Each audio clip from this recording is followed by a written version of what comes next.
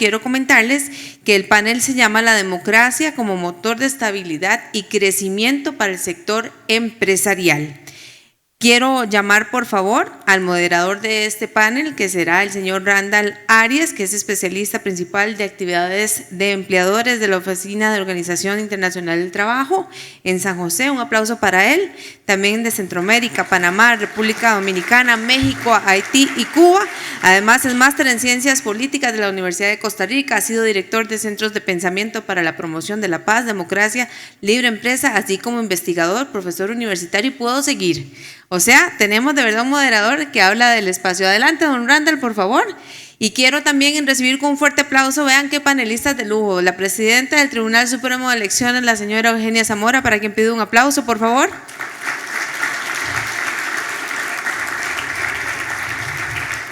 La señora Mónica Umaña Delgado, gerente de inversión extranjera directa de Procomer. Otro aplauso, por favor.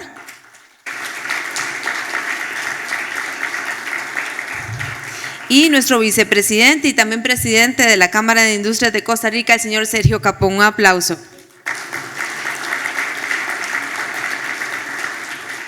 Tenemos todo un caballero, ¿vio? Dos caballeros. ¿Vieron qué belleza? Adelante, por favor. Cuidadito ahí en la grada.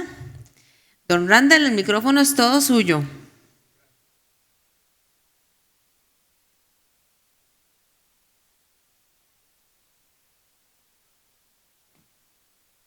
Gracias, Karina, muy amable.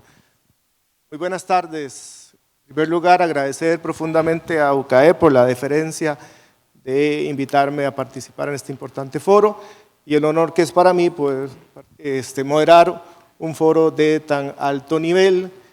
Permítame nada más que no soy capaz. Y ocupo por la edad los lentes. La dinámica de los tres paneles, voy a adelantar la metodología con permiso de mi colega también que va a moderar el siguiente. Es muy sencilla, cada una de las personas panelistas tendrán 4 minutos para responder las 2 primeras preguntas, son preguntas específicas para cada una de las personas y al final tendrán un espacio para hacer un comentario de cierre. En la primera intervención tenemos, como ya señaló Karina, a la señora presidenta del Tribunal Supremo de Elecciones, tenemos un salto abrupto de la presentación de McKinsey, temas de productividad absolutamente económicos, a temas centrales, que es el otro tema fundamental de esta actividad, que es el tema de democracia y, por supuesto, la máxima autoridad en el país desde todo punto de vista en este tema, que es el Tribunal Supremo de Elecciones. En ese marco, doña Eugenia, la pregunta o el marco es que sin duda el Tribunal Supremo de Elecciones de Costa Rica es ejemplo y referente a nivel internacional y admirado. También es claro que las elecciones libres, abiertas y competitivas son fundamentales y el prerequisito para la democracia, pero sabemos también que no son suficientes. En ese marco, ¿cuál es la valoración del tribunal con respecto al deterioro que ha tenido, digamos, en general, la evolución y la afección a la democracia, pero particularmente en diferentes mediciones, como hemos visto que hay algún deterioro en algunos indicadores con respecto a la valoración y la aprehensión y valoración y preferencia de la democracia en Costa Rica, por favor.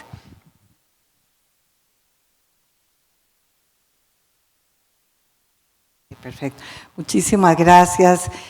Muy buenas tardes. Quisiera, en primer lugar, saludar a mis compañeros, mi compañero y mis compañeras del tribunal, la magistrada Seti Bou Valverde, la magistrada Lucy Retana Chinchilla y el magistrado Héctor Fernández Macís, quienes me acompañan. Los demás miembros del tribunal se han quedado cuidando la casa esta tarde, algunos fuera del país, pero agradecemos todos esta invitación. A los alcaldes y alcaldesas presentes, a las municipalidades y por supuesto a los señores miembros de UCAEP, a su junta directiva, a su director ejecutivo, compañeros y compañera de esta mesa. Muy buenas tardes. Hay una estrecha relación entre democracia y empresa privada, porque la democracia es el régimen que garantiza la libertad de los individuos para desarrollar sus ideas, utilizar sus energías, talento y bienes para producir riqueza, teniendo la seguridad de que dentro del marco de la ley podrán comerciar con sus semejantes y ver florecer sus emprendimientos. La democracia y la estabilidad política, nos lo recordaba el anterior expositor, son un factor de crecimiento económico. La prosperidad de un país es un factor de consolidación de su democracia. En efecto, las elecciones libres y competitivas son una condición necesaria de la democracia, pero como bien decía nuestro moderador, no son una condición suficiente. Una democracia plena requiere de un sólido Estado de Derecho, garantías individuales, derechos políticos y sociales, prensa libre y amplia participación ciudadana. Debo agregar que también cada uno de estos sectores debe operar, digamos, interrelacionarse entre sí, pero además no perder de vista cuál es la función de cada uno de ellos.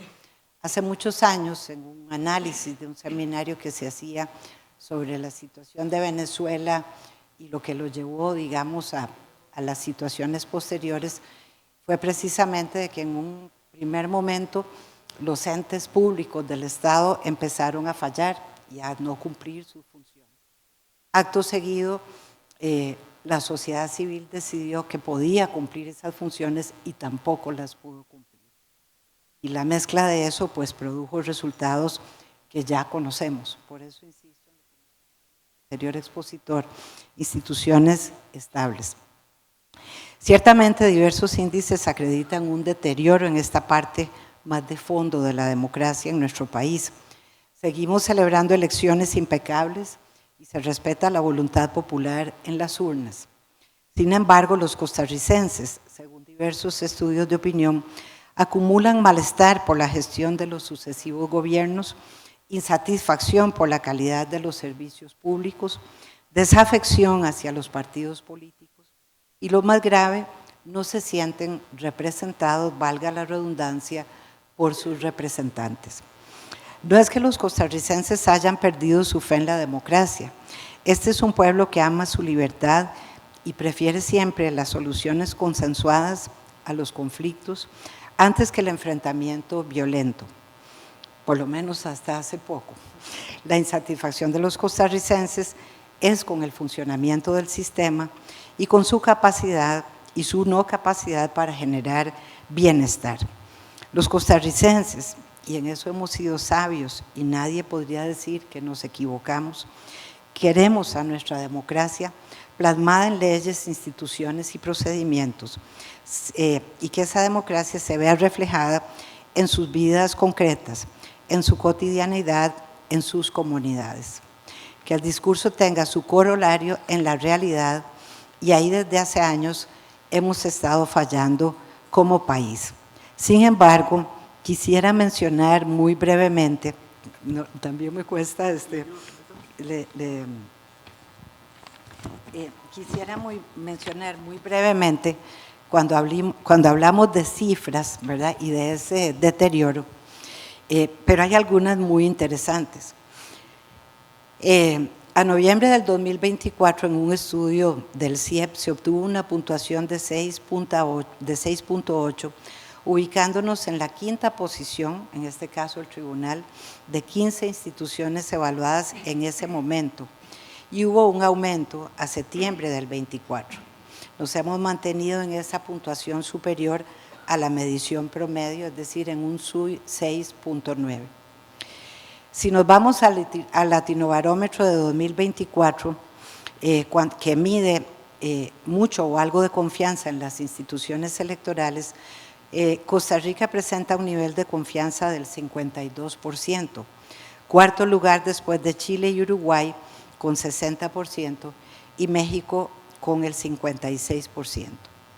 Si nos vamos al apoyo a la democracia como forma de gobierno, esto para probar que a pesar de los problemas seguimos creyendo en el sistema democrático, para el año 24 un 52% de los latinoamericanos apoya la democracia, pero Costa Rica pasó de 56 en el 2023 al 63% en el 2024. Es decir, tenemos el tercer puesto en apoyo a la democracia como forma de gobierno, después de Argentina con un 75% y de Uruguay con un 70%. Cuando se hace una autoevaluación de la democracia, en promedio los latinoamericanos la ubican en un 6,1%. Tengo las comparaciones, pero me refiero a Costa Rica. La evaluación de la democracia venía a la baja desde el 2009 en el promedio de la región, hasta llegar a un 5,5 en el 2017, para repuntar en el 2024 a un 6,1.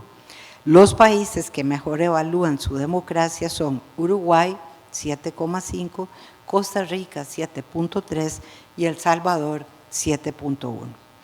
Si vamos a la satisfacción con la democracia, es decir, el desempeño de la democracia, Costa Rica pasó de un 43% a un 45% en el 2024. Tenemos el cuarto lugar, nuevamente después de Uruguay con el 63%, El Salvador con el 62% y México con el 50%. Cuando se habla del voto y de los partidos políticos, se mide cuál es la cercanía de la gente con los partidos políticos. Costa Rica, con el tiempo. Paro entonces, bueno, básicamente señalaba la necesidad de que la situación económica y empresarial esté relacionada con la realidad y con la satisfacción de las necesidades.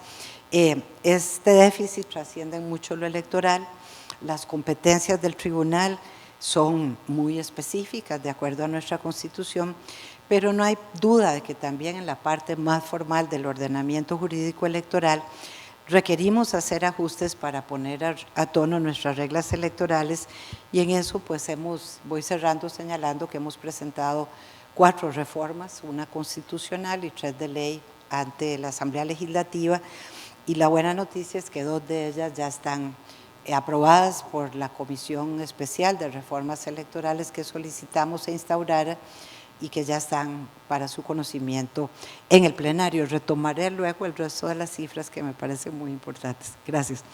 Gracias, Presidenta. Este rol de moderación es muy ingrato. He moderado muchas veces, pero es la primera vez que me toca cortar a una presidenta un supremo poder, así es que me siento… Me corta mucha gente a cada rato, no se preocupe. Me siento excepcionalmente incómodo, dicho sea paso. Doña Mónica, la presentación de McKinsey fue contundente, ¿no? Obviamente, y planteaba los 4 factores y ponía la inversión al final como el punto detonante, desde la gran experiencia y la historia de éxito de Procomer. ¿Cómo ustedes analizan cómo influye la productividad general de los factores y especialmente la productividad laboral, donde tenemos un reto importante en las decisiones que toman las empresas para invertir en Costa Rica? Gracias, Randall.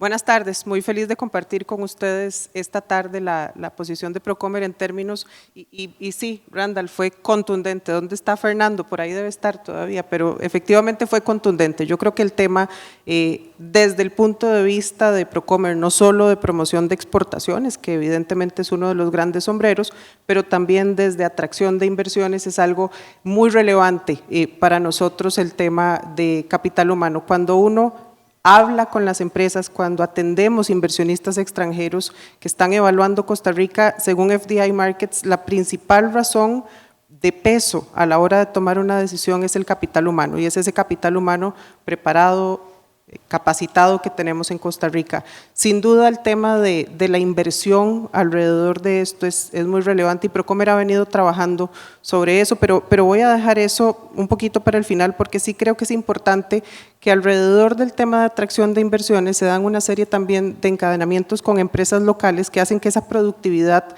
mejore. Cuando una empresa local se encadena con una empresa multinacional, tanto en manufactura como en servicios, se nota ese salto que tiene la productividad en las empresas y uno de esos factores que les decía cuando ponen a comparar diferentes países, las empresas, los costos pesan muchísimo y por supuesto que el costo de mano de obra, que también influye mucho en una decisión a la hora de que una empresa se instala en Costa Rica, Todos lo saben, todos los que están aquí saben cada vez que se hace un benchmark entre Costa Rica y cualquiera de nuestros competidores en manufactura o en servicios, el costo de Costa Rica es mucho más alto, pero esa productividad también es más alta. Entonces ahí hay una compensación a nivel de eficiencia que nosotros, por supuesto que a la hora de tratar de convencer a una empresa de por qué Costa Rica es el lugar para invertir, pesa. Y lo vemos en estas comparaciones, que es lo que finalmente hace que la empresa que está evaluando Colombia, México, Centroamérica, si es una operación que requiere mano de obra no calificada y además está ponderando el costo de esa mano de obra, ponen sobre la mesa por qué Costa Rica puede ser o no el lugar. Volviendo al tema de la inversión y de esa contundencia de lo que decía McKinsey al inicio de esta sesión, sí nos parece muy importante desde Procomer el invertir en esa mano de obra, en lograr ese upskilling y reskilling de la mano de obra de lo que tenemos en este momento, y por eso Procomer está apostando a través de una figura de un fideicomiso que hemos puesto a la disposición de las empresas multinacionales de zona franca y también a partir de este año de las empresas en régimen definitivo, que aquí me permito hacer ese hincapié. Para nosotros es muy relevante siempre atraer empresas, por supuesto que bajo el régimen de zona franca, que es un incentivo importante, pero también apostamos por empresas en régimen definitivo, y recuerden que bajo zona franca, empresas nacionales y extranjeras también. Ese fideicomiso lo que está haciendo es precisamente financiando que las empresas logren tener capacitaciones de acuerdo a lo que cada empresa necesita, no lo que Procomer les dice que se capaciten, sino la empresa escoge qué tipo de capacitación requiere y a partir de ahí se postula para recibir fondos de este fideicomiso que les permite tener esta inversión de la que hablábamos hace un ratito para lograr mejora en la calidad de la mano de obra y además una mejora en la productividad. Entonces, desde este sombrero de empresa, de atracción de inversiones, de promoción de exportaciones, sin duda que eso es relevante a la hora de la que las empresas toman decisión. Mónica, muy amable. Don Sergio Capó, como presidente de la Cámara de Industrias de Costa Rica y además vicepresidente de UCAEP, en la misma línea precisamente de lo que señalaba Mónica, obviamente el estudio de McKinsey, a partir de los resultados de nuevo, y lo que grosso modo recuerdo es, digamos, por 6 en los últimos 25 años en el mundo, pero América Latina detrás, Costa Rica no tan mal en medio de eso, pero con todo lo que Mónica acaba de recordarnos de lo caro que es, ¿cuáles son concretamente los retos en materia de mejora de la productividad desde la perspectiva del sector de la industria que usted representa? Bueno, muchas gracias y buenas tardes. Me van a disculpar por la voz, estaba un poquito resfriado el fin de semana, pero aquí vamos. Por dicha no estoy encantando por un sueño hoy, pero después de doña Eugenia y Mónica, la verdad que participar aquí es complejo para todos. O sea, en la Cámara de Industrias ese es un tema que hemos tratado a lo largo de los casi 80 años de existencia de la Cámara y es interesante porque al final la productividad de las empresas lo vemos en dos niveles, los factores endógenos, es decir, lo que está a lo interno de la empresa, y los factores exógenos, que es lo que está a lo externo de la empresa. Y si vemos cómo se organiza la misma Cámara de Industrias, tenemos lo que es la parte de servicios, en donde efectivamente la Cámara se concentra en tratar de apoyar a nuestros asociados en los temas del desarrollo de su capital humano, en los temas de su gestión tecnológica, de su gestión de energía, gestión de calidad, en temas de cultura empresarial, etcétera, que son al final los temas que van a ayudar el desarrollo de una empresa, y obviamente el tema de la inversión, o sea, cómo ayudamos y cómo las empresas pues invierten de manera inteligente, pero efectivamente, como bien lo definía el estudio de McKinsey, difícilmente vamos a aumentar significativamente los retos de inversión, de productividad, el crecimiento de la productividad, si no aumentamos la producción, ¿verdad? Y claramente Costa Rica, pues sí, tenemos una mano de obra calificada y como bien lo decía Mónica, es uno de los factores que atrae mucha inversión aquí al país. Sin embargo, también vemos con preocupación, el tema de la disponibilidad por la cantidad de mano de obra que tenemos disponible, y dos, pues si vemos en los últimos años, ayer hacía números del apagón, lo que llamamos el apagón educativo, que empezó con las huelgas del 2018, de hoy ya estamos en el 2025. Esto fue hace 7 años. 7 años quiere decir que ya hay muchachos que estaban en el colegio, ya salieron del colegio y han vivido este apagón educativo fundamentalmente por 7 años. Y a mí me decía un colega de una empresa que obviamente no voy a mencionar, que parte de su preocupación que tiene hoy en día es que pues antes entraba un muchacho a trabajar, se le daba un manual, lo leía y el muchacho pues entendía de qué se estaba hablando. Ya hoy en día eso no lo da uno por un hecho, ya no es tan fácil darle a alguien un manual que lo lea, que sepa leer y sepa entender lo que está leyendo. Entonces, esto es la parte, digamos, interna que se une con la parte externa, lo que llamamos la representación, que es el trabajo que tratamos de hacer para efectivamente incidir ante los entes públicos, ¿verdad? Y el trabajo que hacemos de la Cámara, que hacemos en UCAEP, incidir ante los entes públicos, pues para las mejoras de infraestructura, número 1, porque sí, es cierto, necesitamos inversión, pero necesitamos inversión también en una infraestructura sólida, y ahí hablamos de caminos, hablamos de puertos, ¿verdad? Hoy en día Puerto Caldera es algo que nos tiene sin sueño a más de uno. Hablamos de energía, ¿verdad? Y bien lo apuntaba el estudio de McKinsey de lo importante de Costa Rica. Bueno, pero es que la energía en Costa Rica se nos está quedando corta, la capacidad de inversión en energía, y necesitamos para esta transición que está viviendo el mundo energía abundante, energía de calidad y energía competitiva, ¿verdad?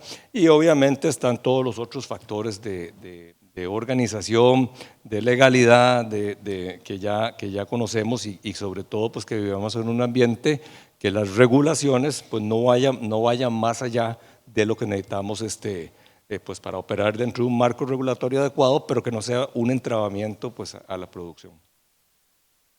Sergio, doña Eugenia, regresando a los temas, digamos, duros o específicos de democracia, dentro del gran trabajo, excepcional trabajo que hace el tribunal, destaca particularmente el IFED, el Instituto de Formación en Democracia, que tiene es un gran trabajo que a veces la gente no observa, especialmente, digamos, yo diría, lo más visible tal vez del tribunal, durante los periodos no electorales en formación cívica. En esa materia, en esa perspectiva, desde lo que particularmente hace el IFED de forma proactiva, creando ciudadanía, ¿cuáles son los 2 retos que el tribunal encuentra actualmente para el país? A resumir, porque si no después me regaña. Creo que yo creo que son muchos más retos que 2, pero digamos tratando de resumir, creo que me inclinaría por la veracidad y por el respeto, aunque agregaría un tercero que tiene mucho que ver con esta reunión y quisiera empezar por allí. Nosotros hemos hecho un esfuerzo muy grande y de alguna manera quien nos alertó sobre esto fue justamente la Cámara de Industrias, que se acercó al proceso electoral municipal del año pasado para pedirnos que les pasáramos toda la campaña de información del tribunal, llamando a votar, difundiendo las diferentes etapas del proceso electoral. UCAEP también, y debo señalar que hay 2 miembros, doña Maritza Hernández y don Dirk Stames, que son delegados del tribunal también, uno de los pocos espacios de voluntariado cívico nacional con rango constitucional en nuestro país desde el año 49, y que esas alianzas estratégicas son muy importantes, que nos acompañen todos en el proceso electoral. Eso no significa que firman un cheque en blanco, bueno, ya, ¿verdad? Ya no, pero sobre todas las decisiones que tomamos, seguramente en algunas no tomaremos las mejores o acertadas decisiones, pero en general, en su mayoría, son resultado de un colegiado muy serio. Esas alianzas estratégicas con el sector privado son para nosotros muy importantes, porque no son tan distintas, son como Jano, ¿verdad? La otra cara de la misma moneda. Sin esa estabilidad institucional, estatal, sin las reglas del juego, difícilmente el sector empresarial podrá obtener también los réditos que busca y que le hacen al desarrollo del país. Necesitamos recuperar el aprecio por la verdad y por la precisión, por la capacidad humana para conocer y comprender lo que ocurre, renunciar a las narrativas simplistas que empaquetan toda la complejidad de la realidad y la reducen a un cuento de buenos buenísimos contra malos malísimos. Informarse, por ejemplo, de cómo funciona nuestro sistema electoral, cuáles son sus blindajes y de qué forma es que podemos garantizar que la voluntad popular expresada en las urnas se respete. Negarse a opinar sobre aquello sobre lo que no se tiene suficiente información. Negarse a creer las cosas solo porque confirman nuestros prejuicios. Y resistirse a desacreditarlas solo porque cuestionan nuestras preconcepciones. El otro valor fundamental es el respeto, que nace del reconocimiento de la realidad más elemental de la vida en sociedad y de la democracia, nuestra pluralidad. Pensamos diferente, vemos las cosas diferentes y queremos cosas diferentes. Negarse a ver ese hecho constitutivo de la experiencia humana es, perdónenme la expresión, pero una majadería. La democracia es el único sistema político que presupone y gestiona esa pluralidad, el único que permite la convivencia en igualdad de los diferentes, el único que le permite a cada uno ser cada cual con su dignidad intacta. Pero ese sistema, más que reglas e instituciones, necesita una actitud de respeto hacia esas diferencias, la apertura al diálogo, la capacidad de escucha y la defensa de la libertad de todos y todas para expresarnos y defendernos en el marco del ordenamiento jurídico y nuestras reivindicaciones y nuestra visión de mundo. Muchas gracias. Disculpe que tardé en reaccionar, pero me dejó reflexionando realmente. Nos dejó, creo que al conjunto del auditorio. Mónica, de nuevo, desde la perspectiva del gran trabajo que hace Procomer, atrayendo a la inversión, es claro que la marca país asociada a muchos elementos, pero particularmente el de la democracia ha sido un diferenciador, digamos, que compensa, si se quiere, digamos, el costo. Pero en los últimos años lo cierto es que hay un deterioro, ¿no? Particularmente la dimensión violencia. Se nos estaba una pregunta, pero la recordé cuando la mencionaba, dicho sea paso, para que después… ¿Cómo desde Procomer han hecho ustedes alguna valoración de cuánto impacta en la lógica decisoria de los inversores extranjeros esa dimensión y eventualmente algún riesgo, la perspectiva? Eso también lo estoy viendo. Sí, no, y me parece muy valioso, sobre todo porque todas estas dimensiones que estamos hablando esta tarde influyen en la decisión de las empresas y ninguna es pasada por alto. Y Randall incluía la parte de inseguridad, que definitivamente es un tema que nos atañe a todos, incluyendo a nosotros en la labor de atracción de inversión extranjera. Tal vez voy a dividir esto en dos, porque sin duda el hecho de que Costa Rica siempre esté posicionado en esas comparaciones, no solo comparaciones numéricas de costos y de números duros, sino también en esta otra parte de no tener ejército, de ser un país democrático, de la solidez de las instituciones, pesa mucho también. Cada vez que nos acercamos a atender a una empresa que pone sobre la balanza las dos caras de la moneda, no solo los números, sino también los índices de desarrollo en general. Pero quiero también hacer un énfasis en las instituciones y aprovechando también la presencia de municipalidades, porque el trabajo que hacemos en atracción de inversiones, bajo esa solidez que existe en Costa Rica, no se puede pasar por alto. Trabajamos muy de cerca y aprovechamos también esa solidez que tiene Costa Rica y sus instituciones, porque eso pesa mucho a la hora de convencer a una empresa y lo hacemos desde diferentes ámbitos. Lo hacemos desde el trabajo que internamente el equipo de Procomer, de inversión específicamente y de aftercare y de post-establecimiento hace con las empresas cada vez que tenemos una empresa nueva o una empresa establecida que requiere apoyo en cualquiera de estos ámbitos que estábamos hablando para poder tomar una decisión. Lo hacemos también con consejos que se crean para poder facilitar y acelerar cuellos de botella que atañen a empresas ya establecidas y operando en Costa Rica. Son más de 450 empresas que operan y las empresas nuevas. Entonces, sí creo que es muy importante que en nuestro discurso de todos los días, no solo hablamos de la democracia y la solidez y la estabilidad, las instituciones, pero también alrededor del trabajo que hacemos en general, no solo instituciones, municipalidades y en el tema de atracción de inversiones. Sergio, la última pregunta de esta parte. En la misma línea, de nuevo, el estudio McKinsey, el cuarto era inversión contundentemente, pero el tercero era instituciones, ¿no? En ese marco, ¿cuál es la valoración desde la Cámara de Industrias acerca de el papel o cómo impacta, influye la institucionalidad en la productividad general y particularmente del sector industria?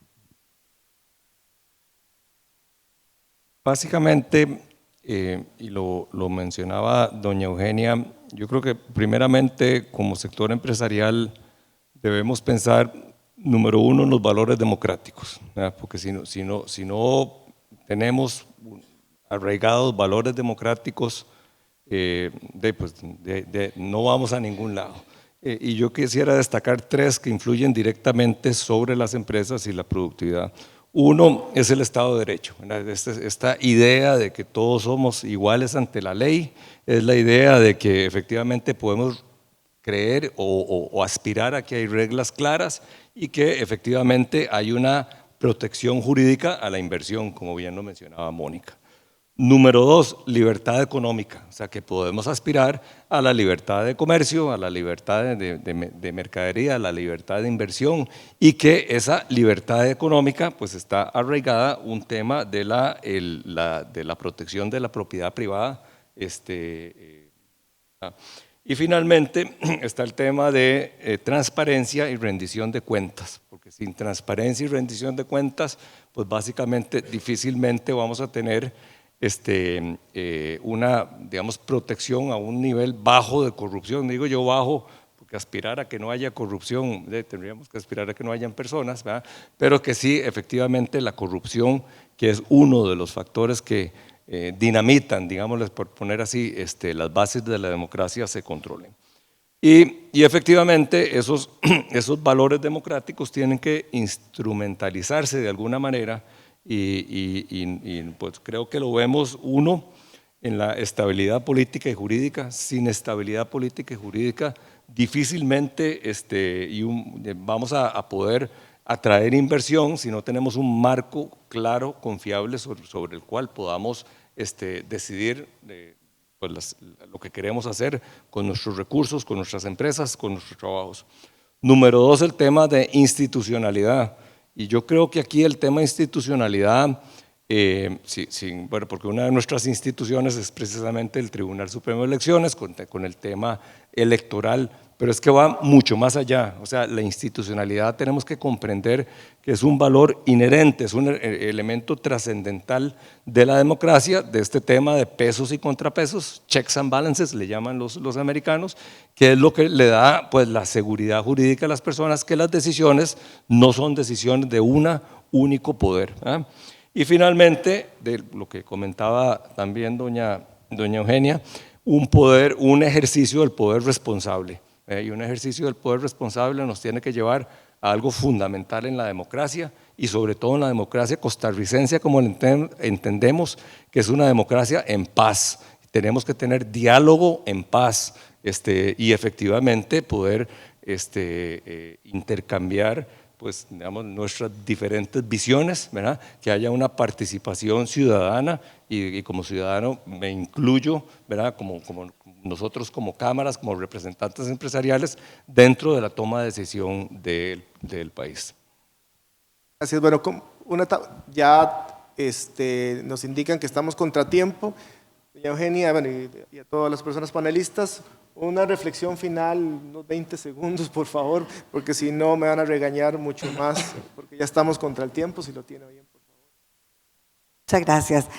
Bueno, básicamente estamos hoy a casi 11 meses, bueno, 12 meses, prefiero decir eso y no un año, porque suena más dramático, 12 meses de las elecciones nacionales para elegir presidente, vicepresidentes y diputados y diputadas a nuestra Asamblea Legislativa. La elección será el domingo 1 de mayo, como lo hemos hecho desde 1889, con excepción de 1953. Y como somos una democracia, apelando a la palabra de reglas claras que decía don Sergio, justamente un argot del mundo electoral es reglas claras, resultados inciertos. Si supiéramos hoy cómo va a ser el resultado de la elección, pues no tendría sentido ni el proceso electoral, ni el Tribunal Supremo de Elecciones, ni nada. No sabemos quién va a ganar, qué partido, qué candidaturas, pero sí sabemos que es un año que ya está siendo muy intenso y que probablemente la discusión vaya subiendo de tono. En una democracia esto también es natural, es consustancial, porque en una democracia pues hay pluralidad y además también en el periodo electoral las pasiones electorales a veces hacen que las personas y las instituciones sean, o quienes las representan, un poco irracionales. Pero es importante señalar que el tribunal no es parte de ese debate político partidario. Somos jueces y juezas de la contienda, no sus competidores, organizamos la contienda también, aparte de resolver los conflictos, y debemos estar por encima de las disputas que debe conducir, en este caso, digamos, desde la sociedad costarricense, desde los partidos políticos, como los hemos hecho en estos 75 años, contribuyendo a la renovación sosegada y en paz de las autoridades de gobierno nacionales y municipales. Lo haremos sin distraernos de desinformaciones y falsedades difamatorias que en otros países se han dedicado a desacreditar a las autoridades electorales y provocar violencia postelectoral inclusive.